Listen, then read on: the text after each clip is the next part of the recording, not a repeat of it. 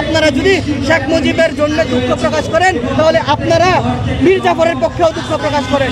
ছিল শুধুমাত্র 2009 সালের পর থেকে শেখ পরিবার না, তারা 72 সাল থেকে বেশিস, তাদের রক্তে বেশিস। আমি একটা কথা এই জন্য বলি যে শুধুমাত্র শেখ মুজিব জেনেটিক্যালি শেখ হাসিনার বাবা না, সে স্বৈরাচারের দিক থেকেও শেখ হাসিনার বাবা। শেখ মুজিবের মতো একটা কুলাঙ্গারকে যারা স্বাধীনতার ঘোষক বলে প্রচার করতে চায় তাদেরকে আমি বলবো, যদি তারা মূর্খ হয় তাহলে নির্বোধ, আর যদি তারা শিক্ষা মানে ডক্টরের কিছু আছে না বাঙ্গু সুশীল যারা প্রচার, তারা হলো ভণ্ড। ইংরেজিরা বলে তাদেরকে বলা হলো হিপোক্রেটেরা। এদের কোনো হিপোক্রেটার কিছু নাই।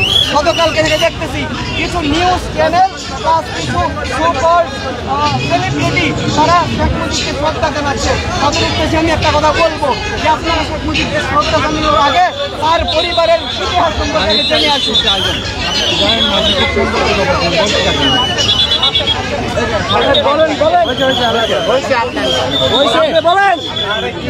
সুতরাং আমি বলতে চাই যারা এখনো 5ই আগস্টের পরে আমাদের প্রায় 2000 ছাত্র জনতার এই ভয়াবহ হত্যাকাণ্ড দেখার পরেও এখনো যারা আওয়ামী লীগ বা শেখ মুজিবের পরিবারকে নিয়ে এইসব সফট মার্কা কথা বলে, এদের উপর ভর করে আগামী 5 বছর বা 10 বছর পরে হাসিনা আবার ফেরত আসবে। তাই এদেরকে সবার আগে প্রতিহত করতে হবে, এদেরকে সব জায়গা থেকে ব্লক করতে হবে, এদেরকে কালচারালি, এদেরকে কিছু মিডিয়া আছে আজকে দেখতেছি তাদেরকে আমি ঘৃণা করে প্রত্যাখ্যান করি। ওই সমস্ত মিডিয়াদেরকে যারা এই সমস্ত সফট আওয়ামী লীগারদেরকে বিভিন্ন টক শোতে ডেকে হাসিনার পক্ষে আওয়ামী লীগের পক্ষে বয়ান তৈরি করার চেষ্টা করতেছে, তাদেরকে অতি সত্তর সমস্ত মিডিয়া চ্যানেল সব জায়গায় বয়কট করতে হবে।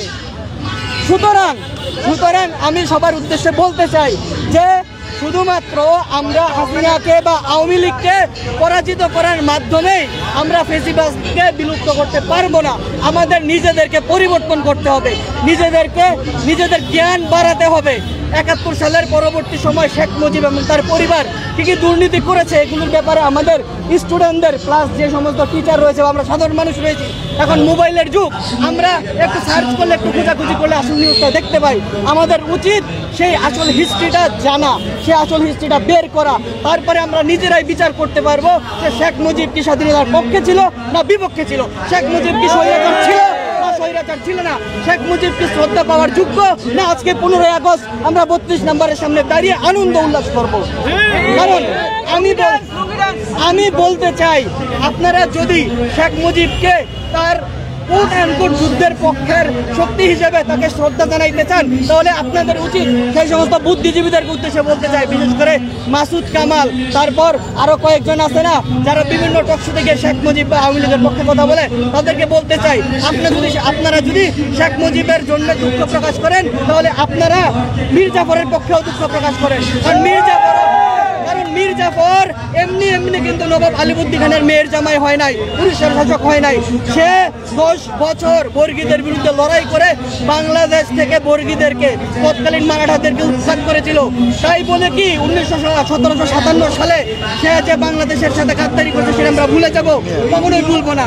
তাই যারা শেখ মুজিবকে শ্রদ্ধা জানায় তাদের উদ্দেশ্যে বলতে চাই আপনারা শেখ মুজিবকে শ্রদ্ধা জানানোর পাশাপাশি মীর জাফর এবং বাংলাদেশের পাকিস্তানে তৎকালীন মুসলিম লীগের সভাপতি জিন্নার ব্যাপারেও আপনারা শুভেচ্ছা জানান। কারণ জিন্নাও কিন্তু বাংলাদেশকে ভারত থেকে, তৎকালীন পাকিস্তানকে ভারত থেকে আলাদা করার জন্য লড়াই করেছিল এবং আপনারা শেখ মুজিব সহ বাসানি সহ সোহরাওয়ার্দী সহ প্রত্যেকে জিন্নার নেতৃত্বে মুসলিম লীগ আন্দোলন করেছেন। তাই বলে কি পরবর্তীতে মুসলিম লীগ বাংলাদেশের উপর যেই অত্যাচার চালিয়েছে, যেই নিকৃষ্টতম হত্যাযজ্ঞ চালিয়েছে, সেই জন্য আমরা কি মুসলিম লীগের এবং জিন্নার কাছে এখন আমরা শুভেচ্ছা জানাবো? কখনোই না।